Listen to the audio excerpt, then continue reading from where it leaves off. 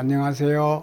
안성열 성형외과 피부과 의원의 안성열입니다.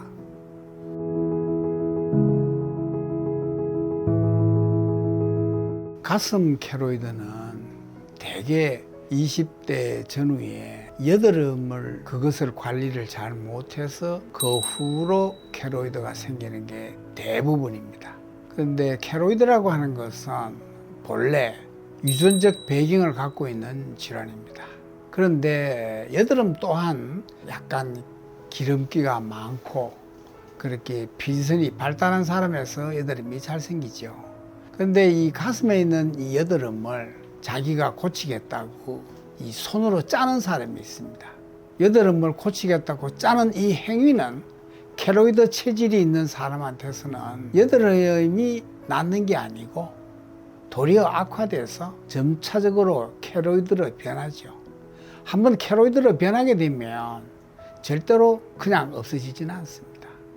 여드름은 염증이 났다가 사라지지만 그걸 짜게 되면 케로이드로 발전하게 되면 그 케로이드는 영원히 갑니다. 그렇기 때문에 여드름이 있는 사람은 열심히 여드름을 치료해야 됩니다. 또 피부과에서도 그걸 또 피부관리실에서 관리사들이 잘 모르고 짜는 경우가 있어요. 그러면 케로이드 환자들한테는 굉장히 좋지 않은 결과를 가져오죠. 그래서 케로이드 체질이 있는 사람은 가슴에 여드름은 그냥 가만히 두는 게 제일 나아요. 거기다 손을 대면 안 됩니다. 압박을 하게 되면 반드시 케로이드로 악화됩니다. 케로이드로 악화되면 그냥 없어지지 않습니다.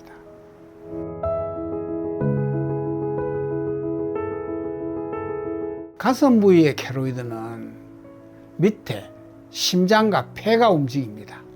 그렇기 때문에 한번 생긴 케로이드는 자꾸 커집니다. 왜냐?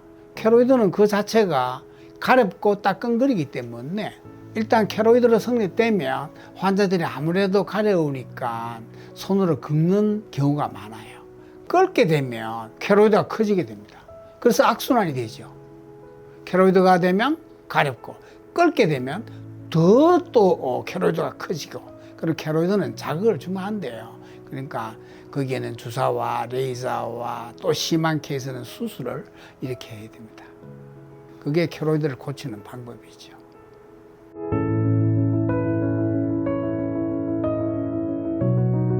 케로이드를 고치는 방법은 두 가지입니다. 주사와 레이저. 그리고 수술 방법을 할 경우에는 전자선이라고 하는 방사선의 일종을 가슴 부위에다가 같이 조사를 해야 되죠. 그러니까 수술하는 방법, 그리고 주사와 레이저로 치료하는 방법. 주사와 레이저는 어떤 사람은 한 20만에 안 낫겠나 그렇게 가볍게 생각하는 게 있지만은 제가 긴 시간 동안 케로이드를 치료해 보니까 최소 30회는 기본입니다. 상당히 길죠. 그러나 그렇게 하지 않으면 주사가 또는 레이저로서 치료하는 것은 완치입니다. 완치하려면 최소 30회는 필요하다고 저는 알고 있습니다.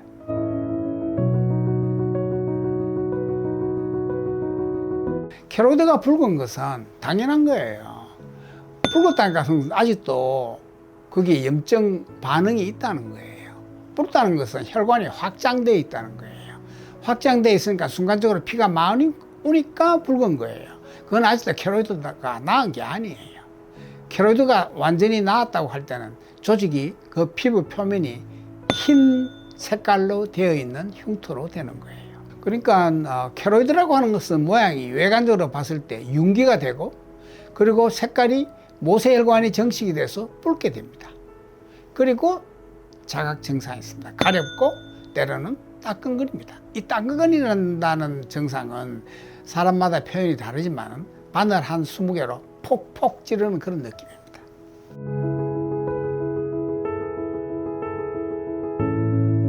재발이라고 하는 그 정의는 확실히 알아야 돼요. 완전히 낫고 난 다음에 다시 그 자리에서 케로이드가 생기는 것을 케로이드가 재발했다고 하는데, 대개 사람들은 한 10번이나 20번 치료하면 좀 좋아지거든요. 그러면 가렵지 않고 이제 윤기되어 있던 게 좀 편편해지고 그러면 그랬다가 이제 또 한 1년 있다가 또 나타나죠. 그건 재발이 아니에요. 낫지도 않은 상태가 조금 좋아졌다가 일시적으로 좋아졌다가 악화된 거예요. 악화된 거하고 재발한 거하고는 환자의 느낌은 비슷할지 모르지만은 정확하게 구분하면 이거는 완전히 틀린 거예요. 조금 좋아진 건데 완치된 것도 아닌데 재발이라는 단어는 완치되었는데 병원에서 완치됐다고 진단을 받았는데 또 나빠진 것을 재발이라고 그래요. 그러니까 항암 치료를 했는데 병원에서 이제 다 나았다고 생각했는데 한 2, 3년 후에 나빠진 것이 재발이고, 케로이드는 일시적으로 붉은 상태에 있으면 그건 나은 거 아니에요. 아이도 더 치료를 계속 해야 돼요. 그래서 저는 늘 케로이드는 최소 30번이다. 그렇게 이야기합니다.